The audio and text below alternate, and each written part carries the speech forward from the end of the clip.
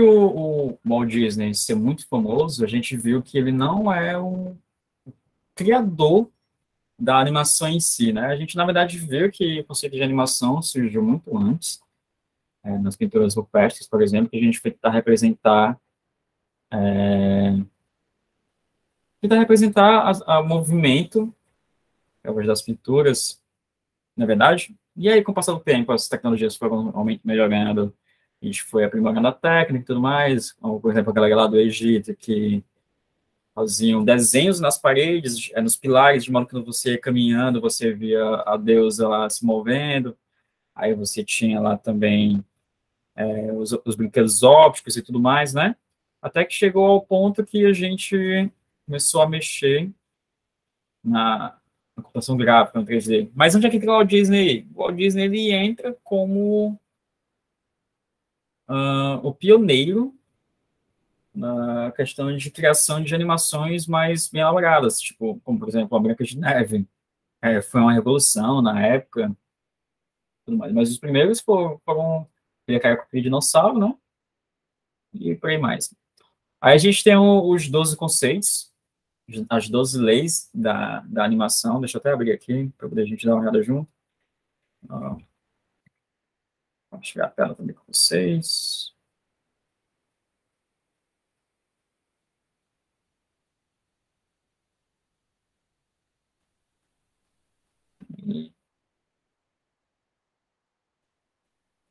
Se vocês estiverem vendo, por favor, me avisem.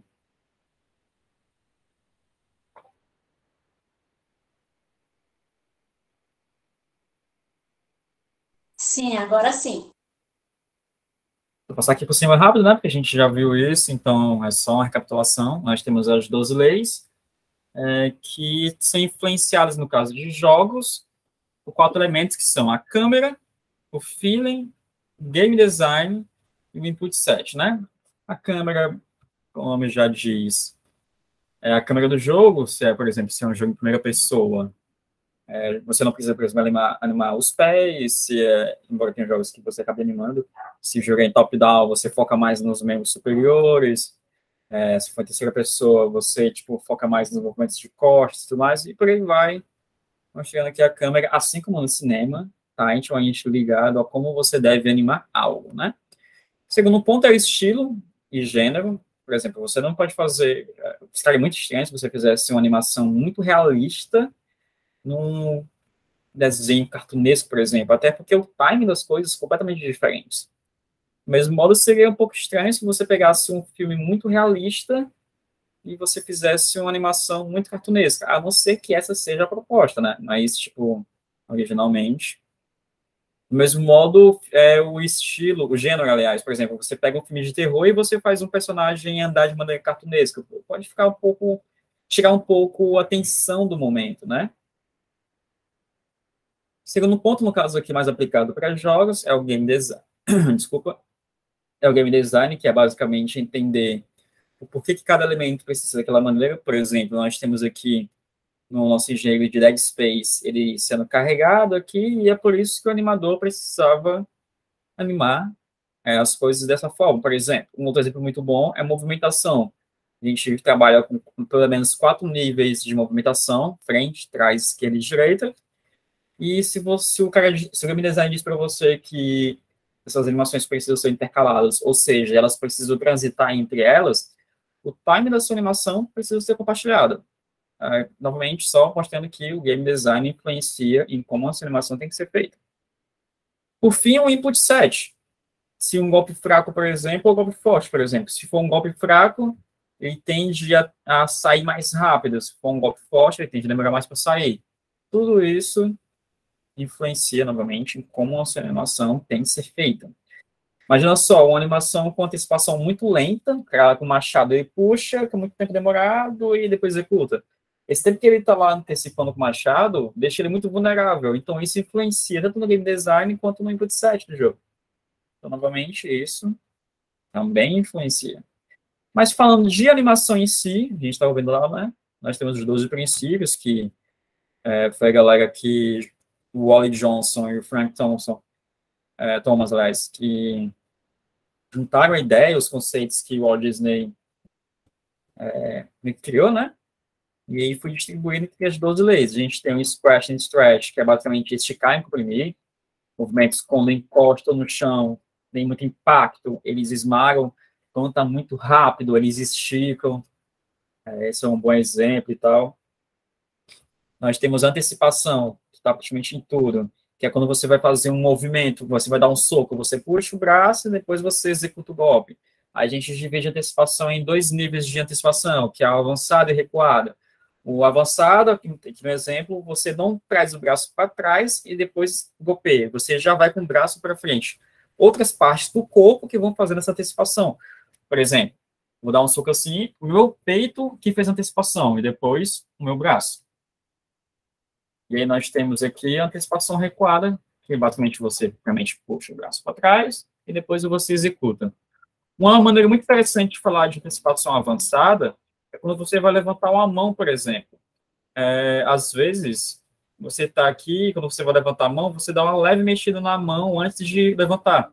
A antecipação ela não precisa necessariamente ser só sobre puxar energia e executar. Ela trata-se mais de Janete a Janete disse que o áudio está baixo. Está abaixo para vocês também, gente? Para mim tá bom. Tá bom? Tu tem como aumentar mais o volume do teu aparelho, Janete?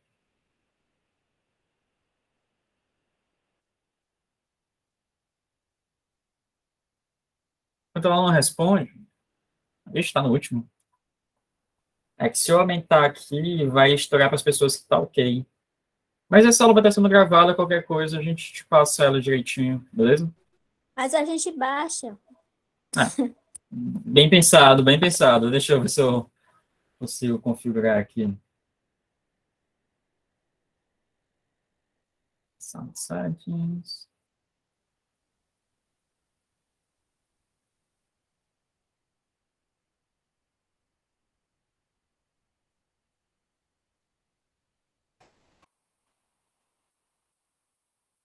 Vê se assim melhora para ti, Janete.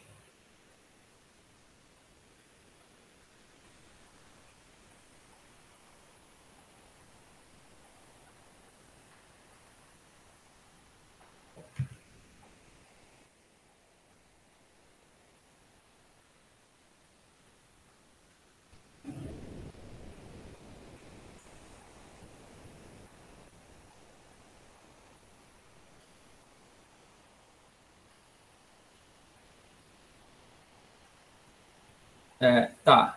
Beleza. Se não der certo, tu me avisa, por favor. Mas continuando. A antecipação, ela se trata mais de você antecipar um conceito do que necessariamente um golpe, por exemplo. Você quer preparar o espectador para alguma coisa. Vamos dar aqui um exemplo. Você está andando e, de repente, você pega e dá um grito. Tá. Aquele movimento vindo do nada fica estranho de absorver. Então, você precisa preparar o espectador. Então, se você vai gritar, é interessante você se agachar e depois expressar o movimento, expressar o grito e tal. Então, novamente, antecipação, como o nome já diz, ele antecede alguma coisa. Ele serve para preparar as pessoas para alguma coisa que vai acontecer. E aí, essa preparação, idealmente, precisa ser equivalente, né? Se você vai dar um salto muito grande, é interessante que você se agache bastante. Então, eu sei que a proposta seja o contraste aí, dar uma antecipação grande, um salto pequeno. Vai da sua ideia. O próximo a gente tem o staging. O staging é basicamente a leitura da parada. Por exemplo, aqui você tem um exemplo desse pato aqui que está tirando o coelho da cartola. Os dois estão tirando o coelho da cartola do mesmo jeito, mas o ângulo, a câmera aí, influencia como vai ser a leitura. É basicamente você pensar na silhueta. A silhueta é a linha de contorno do personagem, nessa linha aqui de contorno. Se ela está entendível para quem está olhando. Basicamente é isso. Você tendo um bom staging, você consegue transmitir melhor ideia. Outro conceito também de staging é o tempo das coisas, que é, por exemplo, você tem um personagem que está andando, ele escorrega, cai e as pessoas começam a rir. Cada coisa precisa acontecer no seu tempo. Você está andando, tempo 1. Você escorrega, tempo 2. Você cai, tempo 3. As pessoas aparecem, tempo 4. As pessoas começam a rir, tempo 5. E aí continua a cena. Seria muito estranho, por exemplo, se você estivesse andando, a pessoa surge, aí você cai, aí a pessoa começa a rir, aí a banana voa e tal. Você não sabe para onde você vai ficar olhando. Você tem que saber controlar e direcionar bem os olhos do espectador. Post-pose, History Ahead, a gente vai ver isso hoje, se der tempo, mais calma, aliás. É basicamente a técnica que você faz para animar, se você vai utilizar apenas os keyframes para controlar a sua animação ou se você vai animando direto. Eu vou passar isso aqui por cima porque a gente vai ver isso com bastante frequência a partir de hoje. Follow-through, overlapping, basicamente é o quê? Você tem um cabelo grande, você anda, o seu cabelo acompanha o movimento, como efeito de inércia, por exemplo, né? Você está aqui, sabe? E o overlapping é basicamente um bom exemplo é o da mão. Você para, você não consegue parar. Você move sua mão, você não consegue parar ela de imediato. Você tende a ir um pouco para frente e depois volta para a posição original. Tá? O overlapping é esse over, esse passar do ponto. Slow in, slow down, depende também do ponto. A gente chama simplesmente de aceleração e desaceleração, tem gente que chama de Gzinha, exalto. É basicamente o sair, o ir acelerando e o desacelerando, né? Objetos mais pesados tendem a levar mais tempo para acelerar. Um exemplo, empurrar um carro. Você leva um certo tempo empurrando o carro até ele pegar velocidade. Se comparado, por exemplo, a uma bolinha de gude. Se você empurrar uma bolinha de gude, ela já sai de imediato, né? Então, a aceleração é basicamente você vai acelerando o movimento, começa devagar e fica rápido, e desacelerar, você começa rápido e vai ficando devagar.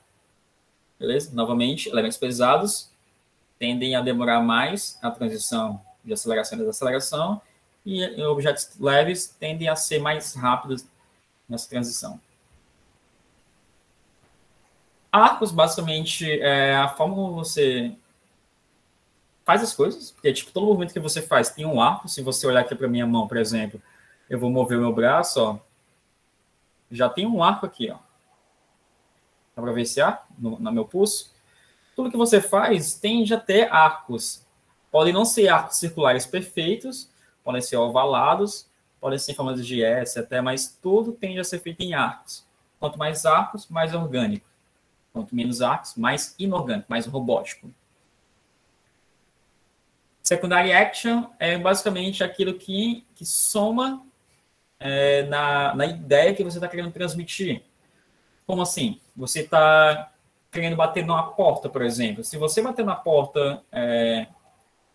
Não, melhor, já sei. Você está sentado numa poltrona. Está lá sentado, respirando e tal. Mas se você está sentado, de repente você fica fazendo isso aqui com o dedo, a ação principal não é balançar o dedo. A ação principal é estar esperando. A ação secundária, que é balançar o dedo, ela complementa a ação primária. Ela me diz que o André está impaciente. Balançar a perna não é a ação principal, é a ação secundária, porque a ação principal é estar sentado. Balançar a perna é a ação secundária que diz estar com pressa. Estou sentado e estou, tipo, aqui, quase dormindo, fechando os olhos e tal. Qual é a ação principal? Estar sentado. A ação secundária é estar quase dormindo, mostrando que eu estou cansado de esperar, estou com sono e tudo mais. Beleza? Timing, basicamente o conceito básico da animação, é o tempo de um objeto e também o tempo de leitura de um objeto. Um exemplo muito bom. Piscar de olhos. Quando a gente faz animação de piscar de olhos, é interessante que o olho fique fechado por 2 frames para a pessoa poder conseguir ler aquilo. A gente tem um time de execução, né, que eu acabei de falar, que é o tempo que cada coisa precisa para ser executada, e tem um time de feeling, que é o tempo que cada coisa precisa estar em cena para ela poder ser lida. Tem por exemplo, um exemplo muito bom de time de feeling. É quando aparece um texto em cena. Aquele texto ele precisa ser idealmente lido de 2 a 3 vezes para poder estar em cena. Como assim? Eu tenho aqui, por exemplo, time. E essa palavra time vai aparecer no meu vídeo. Eu preciso conseguir ler esse texto time 2 ou 3 vezes. Time, time, time. Pronto. Só depois que esse nome pode sair de cena. Esse é o tempo de permanência, o timing feeling. E, novamente, o timing principal é o tempo de execução das coisas. Tipo, você vai andar 3 frames, sei lá. Enfim. Exaggeration é basicamente apelar na parada, né? É você fazer um movimento com exagero, por exemplo, você vai, sei lá, vai dar um tapa. Você não vai fazer só assim, você pode, sabe, dar um exagero no movimento, ser bem sensacionalista e executar o movimento com bastante exagero. Você vai dar um salto, você pode simplesmente fazer assim, você pode fazer ele se agachar bem muito e pular, sabe? Dar todo um exagero, tipo, para a cena. Isso faz com que as coisas sejam mais legíveis. Inclusive, vai aqui uma dica: se por acaso alguém vier fazer rotoscopia, para quem não lembra o que é rotoscopia, rotoscopia é a técnica que você tem de reproduzir e copiar uma cena tal qual ao mundo real. Por exemplo, Branca de Neve e Glória fez isso. Filmaram uma atriz dançando e eles desenharam por cima do vídeo o personagem. Isso é rotoscopia. Uma boa maneira de fazer uma rotoscopia tornar mais crível é você exagerando ela. No mundo real, a pessoa vai mover o braço assim. Aí na animação você faz, sabe? Dá um exagero na parada. Quem costuma exagerar muito no exagero, é o pleonasmo aí, é a galera do cartoon. Você vai vai ver um Pernalonga, por exemplo, o jeito que ele anda, o jeito que ele fala, tudo é exagerado. Solid Driving é basicamente como você consegue transmitir a ideia de volume do seu personagem em cena. Como a gente trabalha com 3D, isso não é mais tão trabalhoso assim, mas ainda assim precisa de atenção. Como assim? A gente precisa fazer com que o personagem fique em poses mais orgânicas, menos sólidas, como diz o nome Solid Driver. Menos sólidas como essa daqui. Vê que está dividido ao meio o personagem praticamente, está simétrico, enquanto que ao lado, a mesma ideia, você tem ele mais orgânico, mais curvo. A linha de ação dele, ou seja, essa linha imaginária que vai do pé à cabeça, ó, é mais curva, não é verdade? Enquanto que essa daqui é mais reta. Quanto mais curvo, mais orgânico. Quanto mais reto, mais inorgânico. Nas atividades, nas práticas, a gente vai pegar isso legal. Appeal é basicamente o apelo. É o estilo e tal da parada, é quão apelativo você faz a cena. Não tem a palavra melhor para isso, é exatamente isso. Você vai fazer um personagem saltar, você faz ele saltar de uma maneira mais estilosa, por assim dizer, você vai fazer um personagem balançar a cabeça, vai você fazer só assim, você faz um cara mais, sabe? Tem todo um estilo, um apelo e tudo mais. Só um segundinho.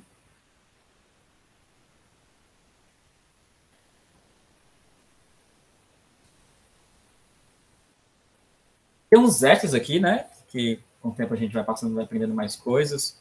Que é basicamente relacionado a loops, esse daqui do ABCA. Um movimento, um golpe, por exemplo, em jogos, tende a estar na pose de idle, aí golpe, idle. Esse é o ABA. O ABCA é basicamente idle, golpe, vai para uma posição extra, idle. Isso dá um pouco mais de vida ao personagem, torna o ciclo mais extenso. Tem aqui um exemplo, né? Idle, aí executa, volta. E o ABCA, idle, executa, vai para uma pose extra, volta. Blend Space e Primo, isso aqui é exclusivamente para jogos, é a transição de animação para outra, basicamente é isso, você tem um personagem que está saltando, está andando, e você vai fazer ele correr. Aí a transição dele estar andando para ele estar correndo é chamada de Blend Space.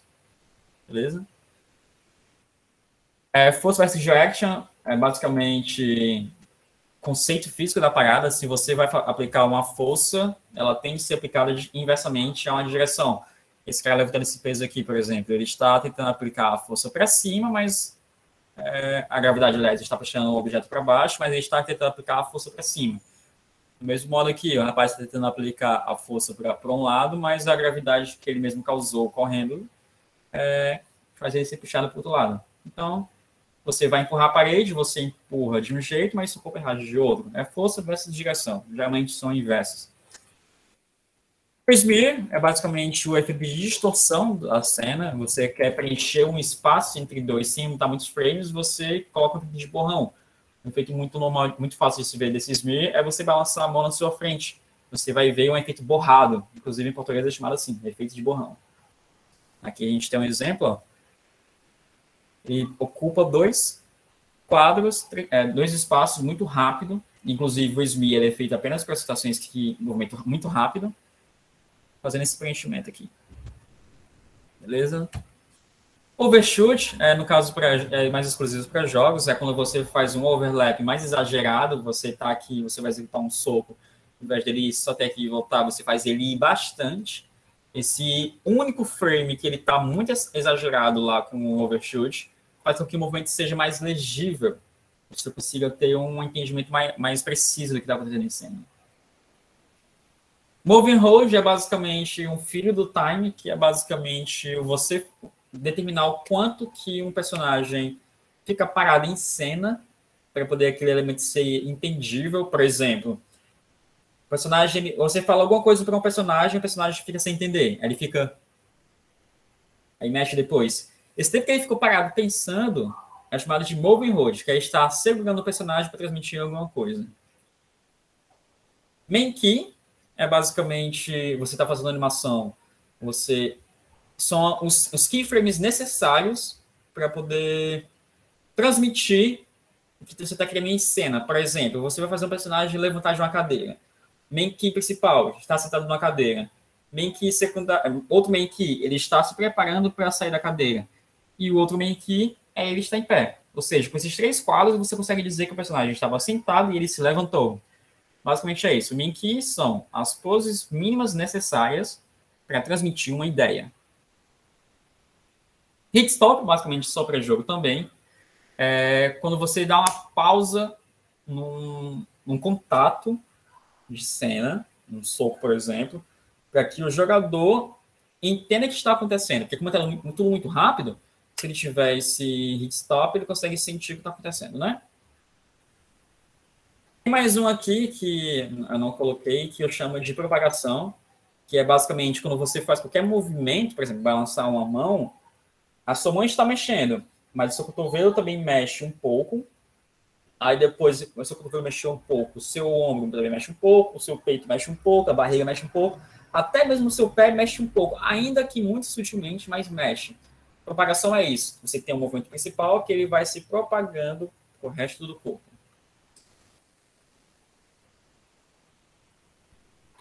Esses são os princípios, certo? Inclusive, deixa eu mandar para vocês esse link.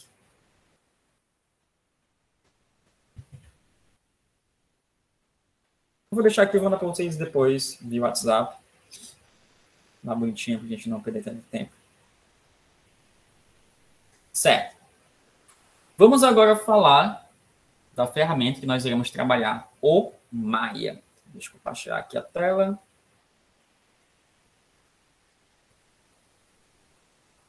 Esse aqui é o Autodesk Maya. Deixa eu levar o chat aqui para outro lugar, para poder continuar lendo o que vocês estão escrevendo. Esse aqui é o Maya, Autodesk Maya, certo? Ele é hoje a ferramenta mais utilizada de animação, utilizada inclusive pelos grandes estúdios, como Pixar, Disney, Sony Pictures e por aí vai. A segunda maior ferramenta que está pau a pau lá é o Blender, mas aqui a gente vai aprender a mexer no Maya. Antes de a gente adentrar na proposta de mexer no Maya, vamos aprender como a gente consegue instalar e acessar esse cara. A gente vai aqui no Google, escreve Autodesk Maya, ou só Maya. E aqui, no primeiro link que aparecer, esse daqui. Deixa eu abrir aqui uma janela anônima, porque já tem meu e-mail lá e não vai mostrar como eu gostaria de mostrar. Maya. Entre aqui nesse primeiro link.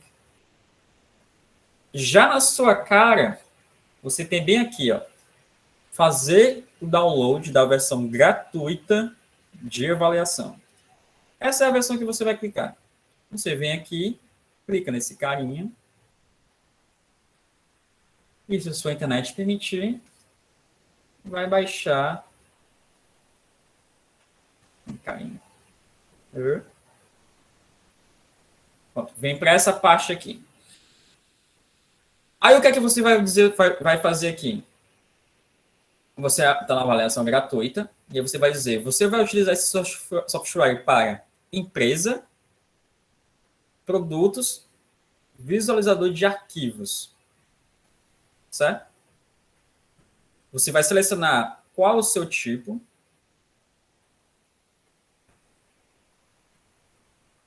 Vou fazer rapidinho aqui. Aí você clica aqui no caso de empresa. Tá? Aí clica em avançar. Clicando em avançar, você vai ser levado para essa página aqui de login. Caso você não tenha um login, você vai clicar bem aqui, ó.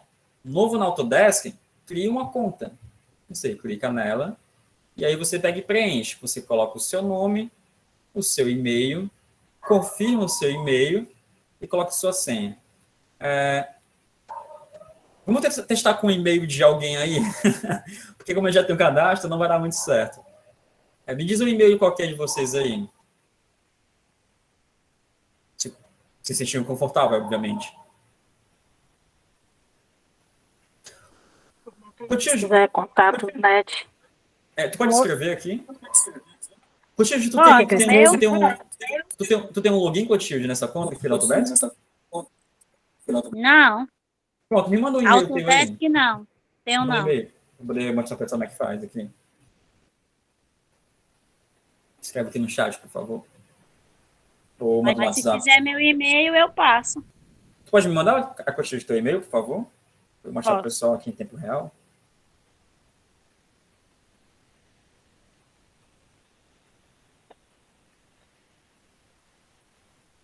Um minuto, deixa eu. Pronto. Aqui a gente faz tudo na hora. Ao vivo, com todo mundo.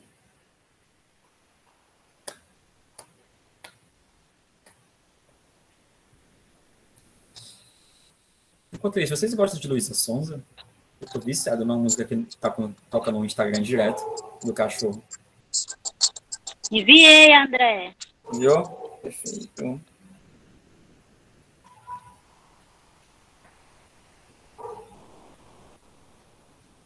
Pronto. Vou mostrar aqui.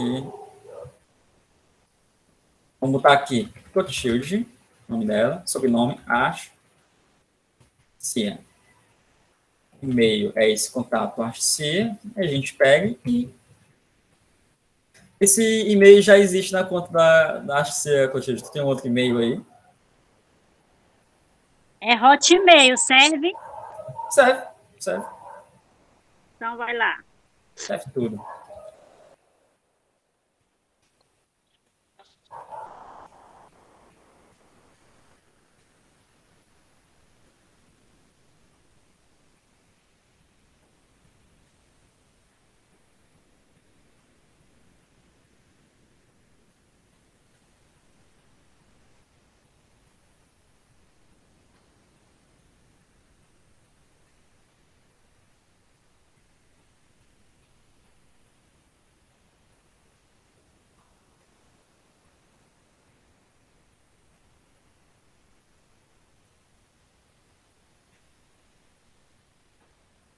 Mandou. E-mail.com. Colocou o e-mail bonitinho e aí vamos colocar aqui uma senha. Vou colocar uma senha qualquer aqui, aí depois eu passo uma nova senha para Cotilde. Vamos colocar aqui.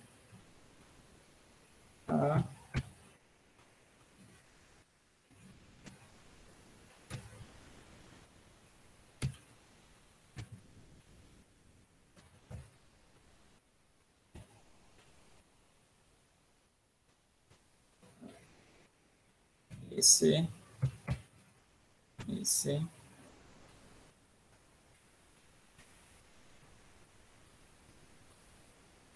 eu salvar aqui essa senha aqui no celular, porque senão eu vou esquecer ela.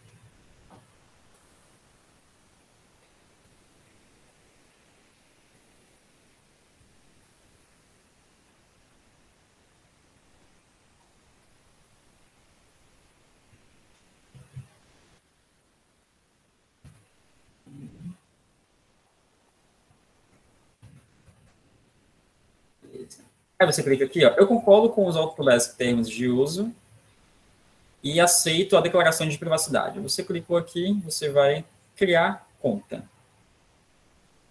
Feito isso, ó, esta conta única foi honesta, acessa todos os produtos do Autodesk. Marque essa caixa para receber comunicados de marketing, etc, etc. Você desmarca isso aqui, ou deixa marcá-la se você quiser ficar recebendo notificações de preços do produto. Eu recomendo desmarcar, certo? Porque ninguém merece ficar recebendo propaganda no e-mail. Clica em concluído, você vai ser redirecionado para a página. E agora sim, veja que está logado aqui, ó, tem até um rostinho aqui. E aí você novamente faz. Clica em empresa, avançar. Aí você preenche os dados referentes a você.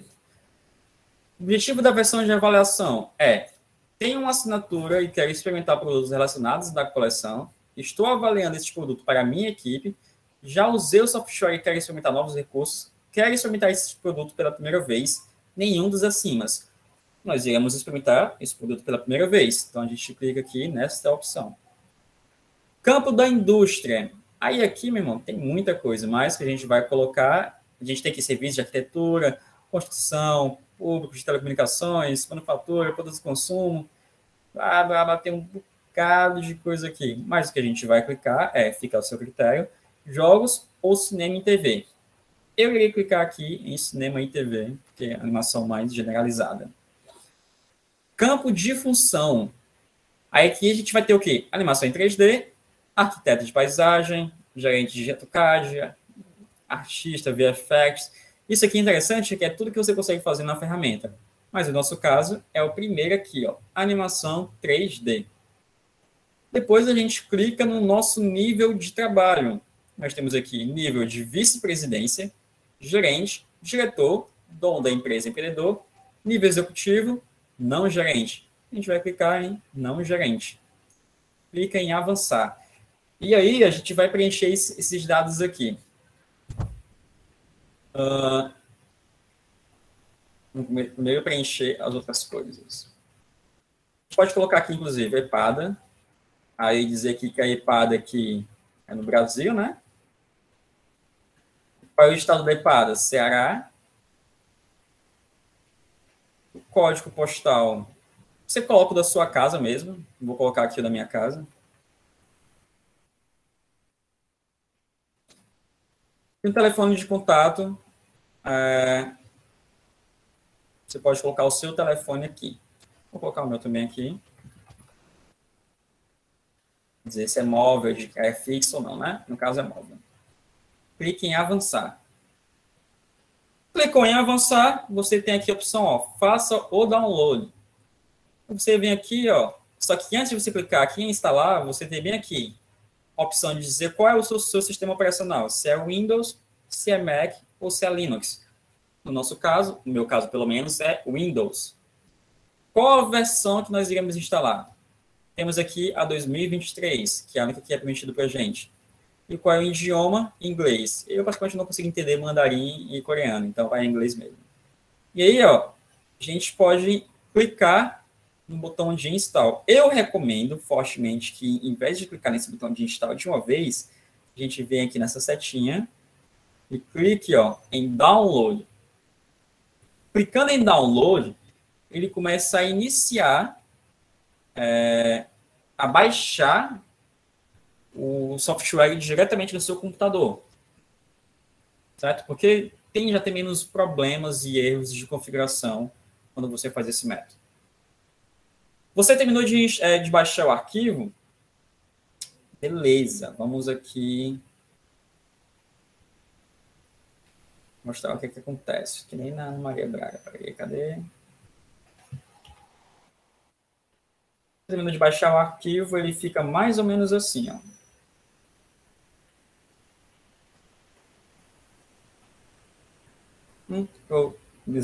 Eu excluí. Tá. Você pode... fica um arquivo, certo? E aí você clica nele e aí vai aparecer uma opção para você extrair o arquivo. É só você clicar em OK depois, que ele automaticamente vai fazer o procedimento e aí você começa a iniciar o procedimento de instalagem normal, certo? Deixa eu ver se eu tenho ele fácil aqui, inclusive.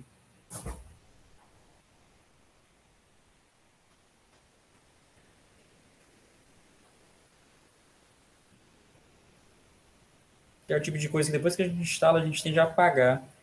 Porque só tem utilidade de uma vez. Não tenho mais. Mas é bem simples, é só vocês lerem o que está escrito e ir direto. Qualquer dúvida, podem vir falar comigo que a gente desenrola, beleza? Depois que você instalar o programa, ele vai ficar assim. Não exatamente assim, ele vai ficar assim, deixa eu mostrar. E aí tem algumas coisas que a gente precisa fazer no Maya antes de iniciar o trabalho em si. Que é o quê? A gente vai vir bem aqui, ó, em cima, o Windows. Depois a gente vai em Setting, Preference. Depois, Preferences. Clica nele. E vai bem aqui embaixo, onde tem escrito Undo. Certo? Clicando em Undo, isso aqui vai aparecer. Muito provavelmente, ele vai estar assim. Você só precisa clicar aqui, ó, nessa bolinha aqui ao lado do nome Infinity. E depois clicar em salvar. O que é que isso faz, André? Isso faz com que permita que a gente possa dar quantos Ctrl+Z a gente queira dar. Para quem não sabe o que é Ctrl+Z, é basicamente retroceder numa ação que você fez. Por exemplo, eu girei essa bolinha assim, se eu apertar Ctrl+Z, ela volta na minha operação. Eu fiz ela crescer assim, se eu apertar Ctrl+Z, ela volta na minha operação. Beleza? Isso é a primeira coisa que você tem que fazer. Aliás, é a única coisa que você realmente precisa fazer, que eu recomendo fazer para iniciar mexer no Maya. Vamos lá.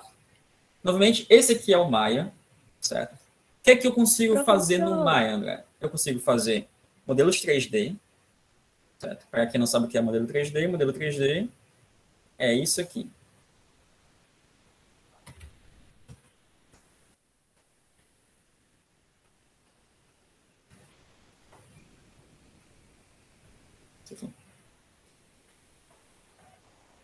Eu posso construir coisas, como por exemplo, vamos fazer aqui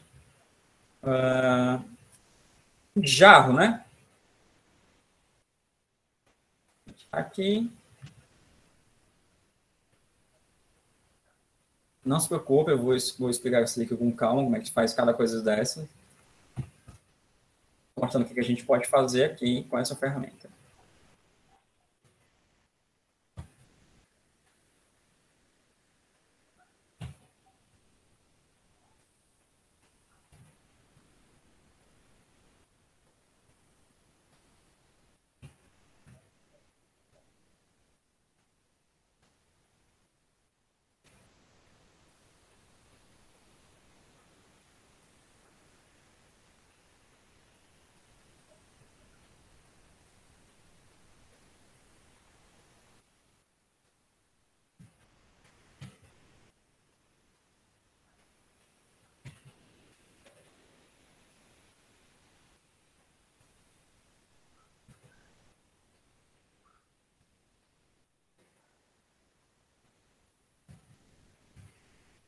Gente, isso aqui é chamado de modelagem.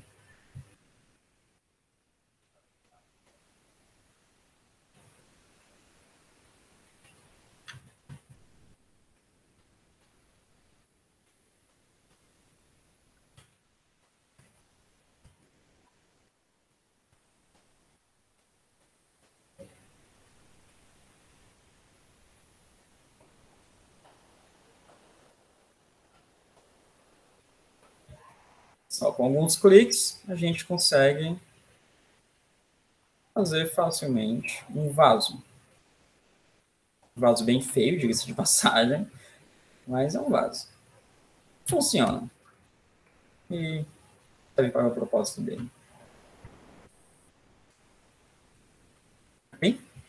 A gente consegue também, com esses vasos, isso aqui é modelagem, a gente também consegue fazer o quê? Esculturas.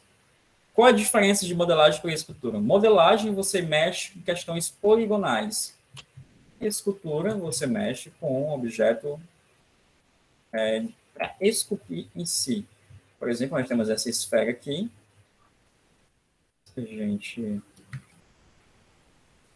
fizer isso aqui, a gente pode esculpir alguma coisa. E o seu limitador é a sua criatividade. Sei lá, vamos fazer aqui. Eita, tá forte demais.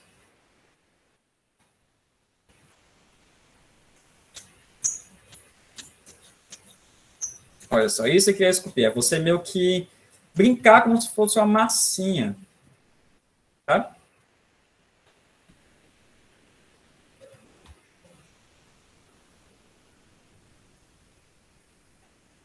Aí você faz qualquer coisa que lhe der na telha, né? Que a sua criatividade permitir fazer.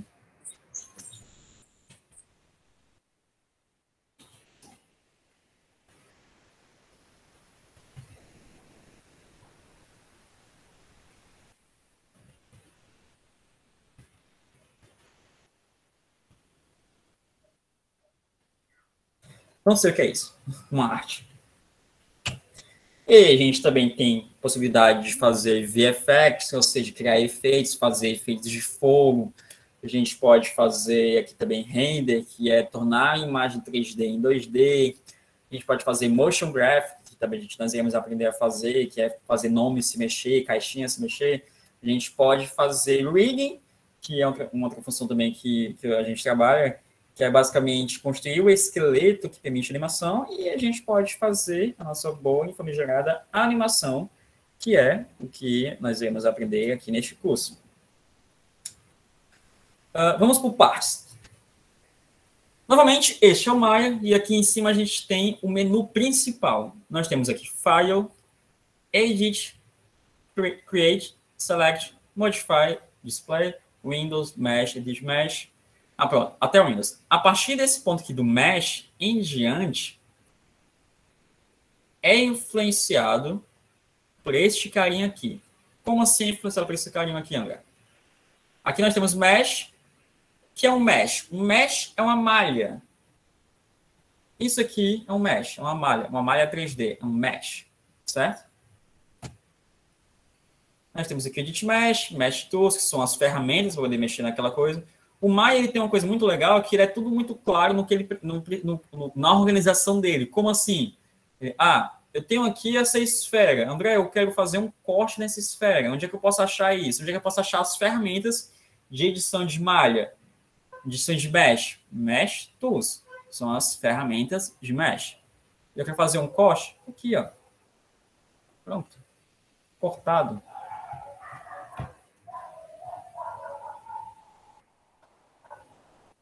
Beleza? A organização dele é muito clara nesse sentido. Mas, novamente, o que eu quero dizer com essa parte aqui ser ligado a essa abazinha aqui? Se eu modificar ela, por exemplo, clicar nela, aparece para mim Modeling, Rigging, Animation, FX, Rendering e Customize. Modeling é esse.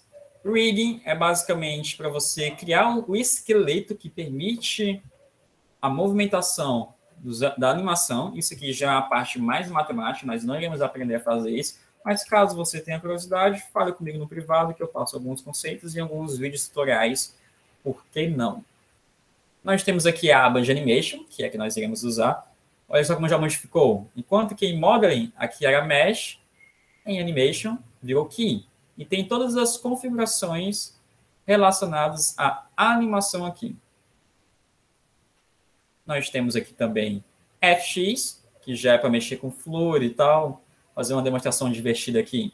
Nós temos aqui esse cara. E esse outro cara aqui em cima.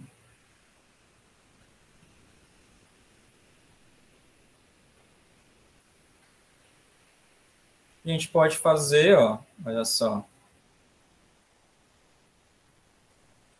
Criar um efeito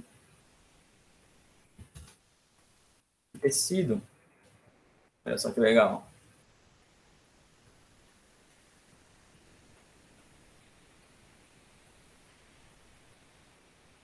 Virou fantasma agora.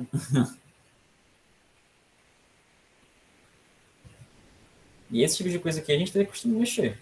Mas aí depende já de um computador bem forte. Vejo que mesmo esse computador aqui meu sendo fortinho, ele fica bem lento. Vou fazer uma coisa a mais aqui que eu acho sempre legal de se fazer. Colocar um chão.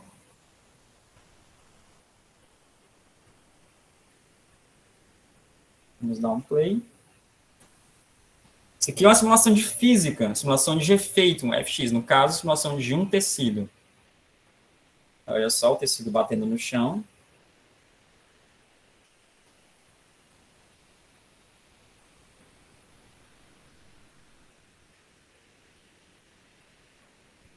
E agora vai cair.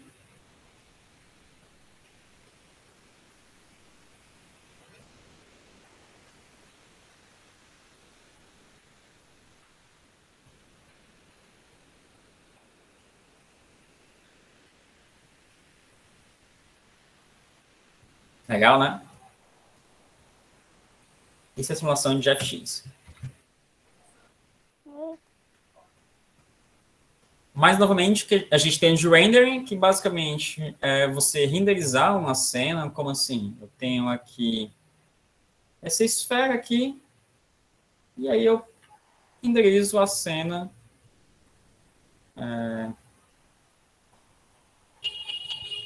tipo assim. Aí você pode criar a sua iluminação em cima.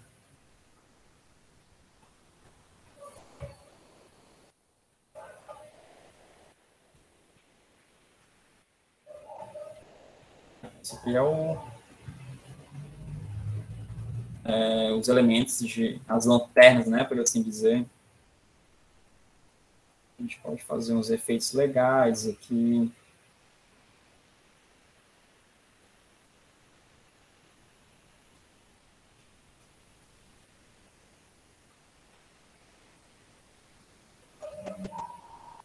E aí a gente pode renderizar, ou seja, na aba de render, olha só.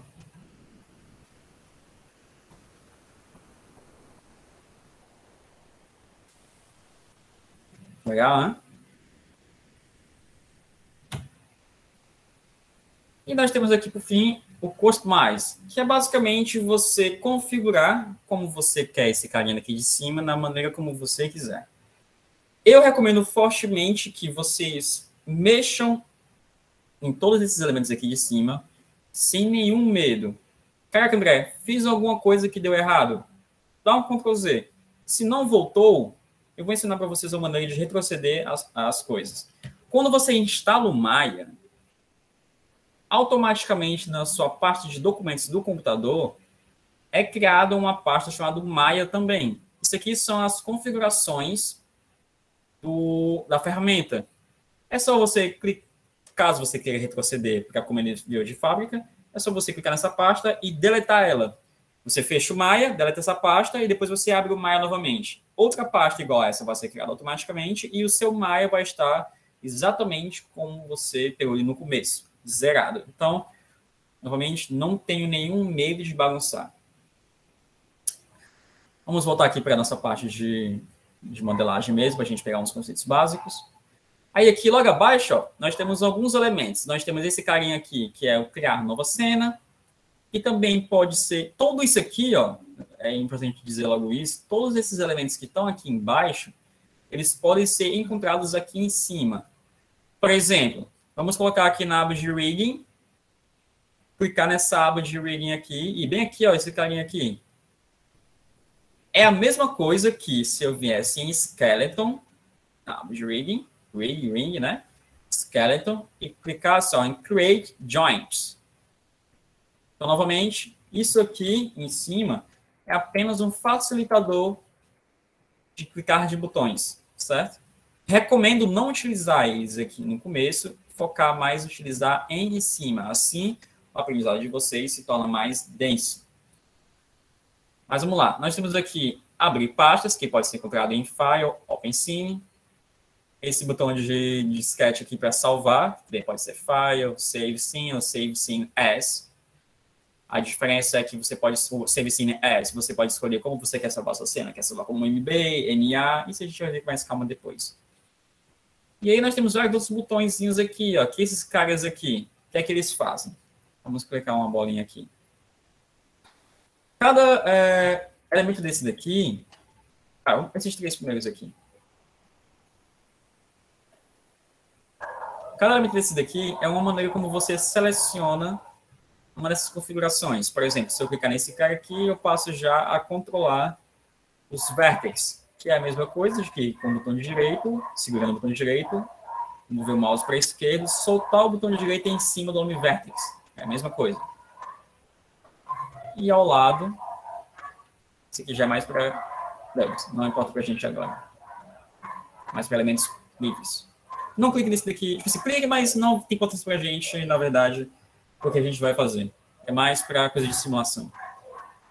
Esse aqui você clica aqui, você passa a selecionar o objeto, e esse aqui você passa a selecionar as partes isoladas do objeto. Ao lado, nós temos esses carinhas aqui, que ele basicamente, o que está enquadrado significa que o que a gente pode clicar ou não. Por exemplo, esse carinha bem aqui, ele é responsável por dizer a gente se a gente pode ou não selecionar objetos 3D. Se a gente colocar o mouse em cima e soltar, vai aparecer para a gente esses pop-ups. Vocês podem ver, por exemplo, ó, Select Surface Objects. Agora eu consigo clicar nele. Tá vendo? Se eu desativar ele, eu não consigo mais clicar ele de forma alguma. E isso funciona para tudo. Por exemplo, eu tenho aqui um joint e um mesh. Se desativar o joint, eu não consigo mais selecionar o joint. Mas eu ainda consigo selecionar o mesh. Se eu desativar a seleção de malha, de mesh, eu não consigo mais selecionar no joint, na malha. E se eu reativar, eu posso selecionar os dois. Beleza? Isso aqui são a questão de snaps. O que é snap? É basicamente uma espécie de imã. Por exemplo, eu tenho aqui esses dois modelos 3D aqui. Se eu clicar nesse do meio aqui, ele significa que toda vez que eu mover, ele vai tentar grudar o nosso modelo em um dos vértices, nessas pontinhas aqui. Vou explicar ainda que é o vértex, não se preocupem. Se eu clicar nesse daqui, ele já passa a ser na grid, né? Essa grid aqui do chão. Esse aqui é para curva, esse para surface, e esse você escolhe o que é que você quer snapar, né? Dar o snap. Isso aqui já é questão de fazer ou não a simetria de seleção, por exemplo, se eu tiver com esse carinha aqui ativo, eu consigo mexer em dois lugares ao mesmo tempo, imaginando uma linha imaginária aqui, ó. Object em X, Object em Y, modifica, Object em Z. Beleza? Novamente, tudo isso aqui é encontrado aqui em cima, e recomendo fortemente que mexemos aqui em cima. Logo abaixo disso, nós temos... esse aqui são os botões de render, né? Que a gente acabou de ver. Logo abaixo, nós temos aqui várias abas, novamente, todas vinculadas a esses caras e esses aqui de cima. Aqui. Nós temos aqui curves, que basicamente são linhas, podem ser editadas ou não. Polygons, que são os modelos 3D. Nós temos aqui uma esfera, nós temos aqui um cubo, cilindro, cone, uma rosquinha, um plano e um plano esférico. Ao lado nós temos aqui esse modelo aqui mais orgânico, que você consegue alterar as propriedades dele para fazer ele mais diferenciado e tal. Olha só. A gente consegue brincar com esse cara para fazer modelos mais próprios.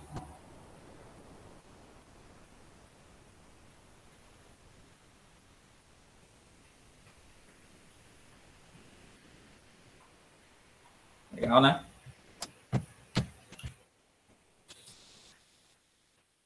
Além desses aqui, nós temos aqui também a questão de texto, né, que é muito legal. Você clica aqui, vai aparecer uma coisa pra gente aqui, e a gente pode escrever o texto que a gente quer. Como, por exemplo, lá, Shield. Isso aqui é um elemento Oi, 3D. Ah, tá. Certo? Temos esse cara aqui ao lado, que ele é ainda mais livre em sua construção, vejam só aqui, do que o primeiro. A gente pode fazer aqui várias coisas. André, Oi, uma pergunta. manda. Eu tô com um programa bem parecido com o Cinema 4D, não é isso? Sim, ele tem muitas coisas parecidas com o Cinema 4D. Mas me diz aí, qual é a relação hoje em dia? O Cinema 4D está adiantado ou o Maya está mais adiantado? Como é que é entre os dois? Assim, qual está sendo mais utilizado? O Maya, ele é mais utilizado porque ele é uma ferramenta mais poderosa. O Cinema 4D, ele é mais utilizado em publicidades, porque ele, entre muitas aspas, simplifica alguns processos para tornar ele mais objetivo. Entendeu? Entendi. O Cinema 4D, ele vai trabalhar mais em cima daquela parte 3D, daquelas packs de adesivos dos selos aí. Você consegue fazer animações nele também, mas ele não é tão poderoso, não tem ferramentas tão poderosas quanto o Maya, por exemplo. Ele é um software, novamente, entre muitas aspas, mais simplificado. Então, para animação, o Maya é bem mais poderoso e bem mais completo. Sim, inclusive é mais utilizado na indústria hoje em dia. Utilizado pela Sony, pela Pixar e tudo mais. Antes da pandemia, há uns 3 anos atrás, 3 a 4 anos atrás, eu fiz na própria Articia, comecei um curso de Cinema 4D lá, né? Uhum. E nunca mais entrou nesse curso. Mas, assim, aí eu fiquei em dúvida. Eu peguei algumas coisas do Cinema 4D, né? Aí eu fiquei em dúvida que eu vi a ferramenta bem parecida. Aí, saber qual assim, a gente me falou agora, né? Mas tem alguma coisa a completar? Não, é basicamente só isso mesmo, que você consegue fazer animações no Cinema 4D, mas o Maya ele é mais poderoso. É como se a gente pudesse dizer, por exemplo, que o Maya ele é um Photoshop, certo? E o Cinema 4D ele é um Lightroom. O Lightroom, você faz edições de fotos, mas o Photoshop você faz edições de fotos de maneira mais precisa. Você consegue mexer isoladamente em cada elemento. O Lightroom ele já dá algumas mãos na roda que ingessa um pouco alguns elementos se você não tomar cuidado. Ele é mais... Illustrator e CorelDRAW. Não utiliza o CorelDRAW. O CorelDRAW ele é 2D. Eu tô falando, a mesma discrepância entre o Illustrator e o CorelDRAW? Você fala entre o Photoshop e o CorelDRAW? Não. Entre o Maya e o Cinema 4D. Qual a diferença entre o Illustrator e o CorelDRAW? Sim, o CorelDRAW é uma ferramenta de 2D e o Maya é uma ferramenta 3D. Não, eu sei, eu tô falando assim, a diferença entre o Cinema 4D e o Maya é a mesma diferença entre o Illustrator e o CorelDRAW? Não, porque essa comparação seria a mesma coisa de dizer que entre o Maya e o Blender. O CorelDRAW ele é uma ferramenta muito boa. Quem gosta de utilizar ela já são artistas específicos, assim que a gente prefere Illustrator. O Maya e o Cinema 4D tá uma comparação mais para Lightroom e Photoshop. Porque o Lightroom ele é mais reduzido e o Photoshop ele é mais extenso. Sabe? Entendi. Entendeu? Porque o Lightroom ele vai trabalhar mais com a parte de edição de imagem, né? E o Photoshop não, ele trabalha já com várias coisas. Faz arte, trabalha com a edição de imagens, já e o Photoshop não, já é tudo mais completo, né? Exatamente. Perfeito. Continuando. Aí nós temos aqui algumas configurações de edição de de elementos que a gente vai mexer quando a gente for fazer algum modelo 3D aqui, rapidinho para poder pegar. Mas o que nos interessa mais aqui, ó, são esses caras da animação aqui e esse modelo de, de animation aqui, certo? Continuando, logo aqui embaixo, deixa eu colocar aqui uma esfera aqui. Nós temos esses elementos de controle aqui. O que é cada um? Vamos lá, clicando de um por um e mostrando o que acontece. Se eu clicar no primeiro, vira essa setinha aqui do mouse. Ele basicamente me serve apenas para selecionar coisas. Se eu tiver, por exemplo, aqui, fazer aqui a 7 esferas do Dragon Ball Z.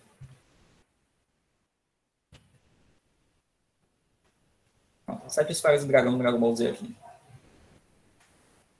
Se eu clicar nesse cara, eu só consigo selecionar. Eu não consigo fazer nada, só selecionar. Logo embaixo, nós temos uma espécie de laço com um setinho de mouse. Ele basicamente me possibilita criar uma seleção de laço para eu selecionar mais de um elemento do cena. É só eu clicar e arrastar. Eu consigo clicar e arrastar também com a setinha de cima, fazendo essa caixinha para selecionar mais de objeto. Mas esse daqui me dá um controle mais preciso de seleção, porque eu posso desenhar em cena. Olha só. Seria muito mais difícil selecionar esses, embora eu consiga também, com essa caixa de seleção. Esse carinha aqui ao lado, ele já serve para uma espécie de seleção de pintura. Como assim? Se eu entrar em modo de edição de malha, eu posso selecionar cada face dele. Mas aí, com esse carinha aqui, eu posso meio que selecionar mais de uma face pintando. E do mesmo modo, com esse laço de seleção. Qual é a vantagem disso, André? A vantagem disso é que eu posso selecionar várias coisas de uma vez e mexer elas, por exemplo. Logo abaixo, nós temos 3 elementos que são os que a gente mais utiliza no Maya, que é, primeiro, Translate, a gente clica nele, clica no esfera, ó, aparece esse pivô aqui. Esse carinha aqui tem essa seta azul, a seta vermelha e a seta verde, é chamado de pivô. Se eu clicar e arrastar no verde, ele vai mover só nesse eixo verde. Se eu clicar e arrastar no azul, ele vai mexer só no azul. Não importa o movimento que eu faça com o mouse, mexer só no azul. Do mesmo modo acontece se eu clicar no vermelho. Isso aqui é o principal símbolo de tridimensionalidade, ou seja, nós temos aqui a variável em Y, nós temos a variável em X, 2 dimensões, e a variável em Z, de profundidade. Ao meio, a gente tem um cubinho, que se a gente clicar e arrastar, você consegue mover esse carinha mais livremente. Mas cuidado, se você mexer esse cara aqui, você parece estar só levantando ele, mas você pode estar movendo ele para outra direção. Lembre-se que é um objeto em 3D, então você precisa estar sempre olhando cada coisa que você clica no móvel. Logo abaixo, nós temos esse circular aqui, que ele é o de Rotate. Mesmo modo, se eu clicar e arrastar no vermelho, ele rotaciona só no vermelho.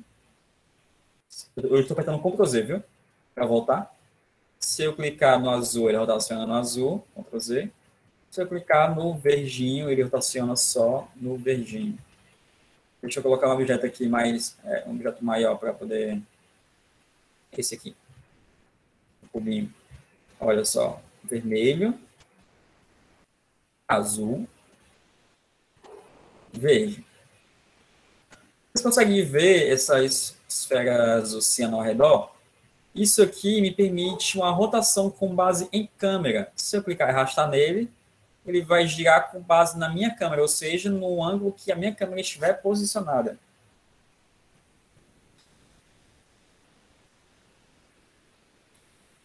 E se eu clicar no meio, eu posso rotacionar ele livremente. Por fim, nós temos aqui esse quadrado aqui, que é o de Scale. No mesmo modo, se eu clicar e arrastar no verde, ele vai escalonar assim. Se eu clicar e arrastar no azul, ele vai engrossar, né? Escalonar assim. E se eu clicar e arrastar no vermelho, ele vai escalonar assim. Tanto nesse cara quanto no Translate, se eu clicar no meio, eu tenho uma operação livre. Mas uma coisa muito interessante de se observar no Translate, no Scale, são esses cubinhos aqui ao redor. Eles são somatórios de duas dimensões. Como assim? Se eu clicar nesse azul e arrastar, eu vou estar trabalhando no vermelho e no verde ao mesmo tempo, olha só. No mesmo modo aqui, aí já é verde e azul. E esse verde aqui, que já é o vermelho e o azul. Isso vocês vão pegar com total tranquilidade na prática, não se preocupem. Mesmo modo do Translate.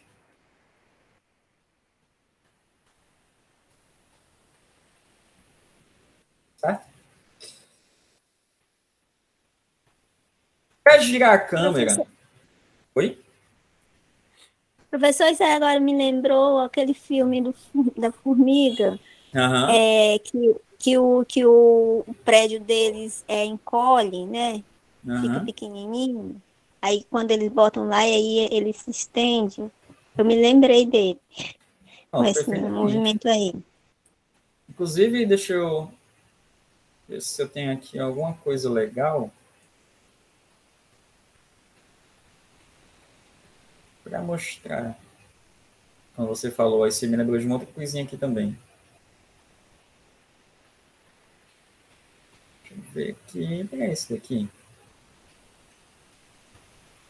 Esse aqui foi um rig que a gente fez para um cliente em outro momento.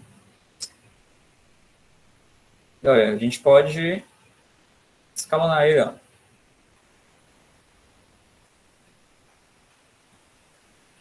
Legal, né? Legal. Mas vamos voltar aqui.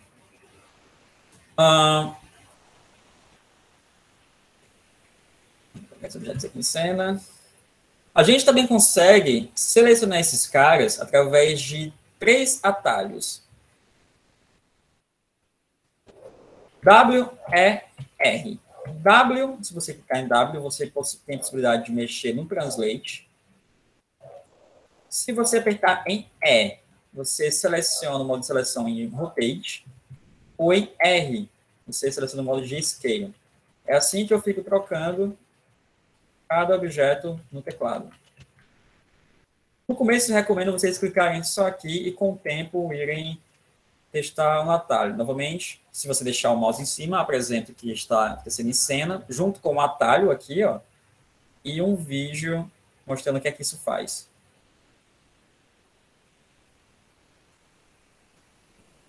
E, basicamente, a gente acabou de ver. Existem duas maneiras de controlar a câmera numa cena. Eu posso transladar a câmera, como assim, e eu posso rotacionar a câmera, como assim.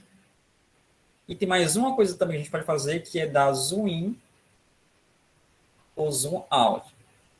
Como é que eu faço essas coisas? Se eu segurar o botão Alt do nosso teclado e pressionar com o botão esquerdo do mouse, eu consigo rotacionar a minha cena.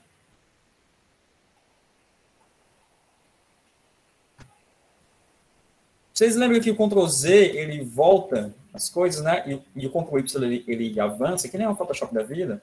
O Alt Z é o Ctrl Z, entre aspas, da câmera. Olha só. Só retrocedo as configurações de câmera.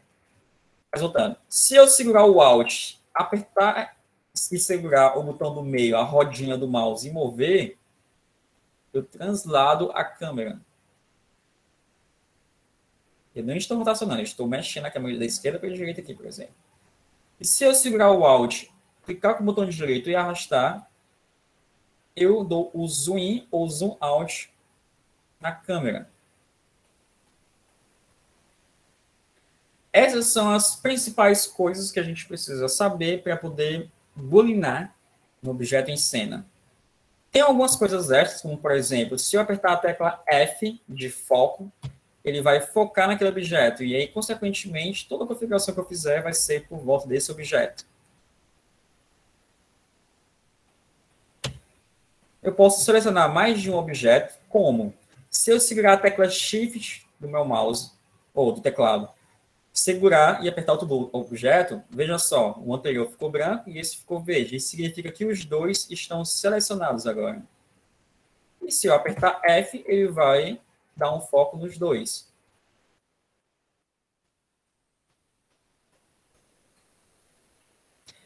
Se eu quiser tirar esses objetos de cena, eu só preciso apertar Delete do nosso teclado e esse deletado. Se eu quiser retroceder, novamente, aperto Ctrl Z. Tá? São 8h25. Acabei de perceber que a gente não deu uma pausazinha. Vamos dar uma pausa de 10 minutinhos, só para tomar uma água. E aí eu falo das coisas finais da ferramenta aqui mais básica no resto do dia. Beleza? 10 minutinhos só para tomar uma água. Não saiam da conta, não fechem aqui, porque ela não vai parar. Beleza? Voltem, viu, que eu tô de olho.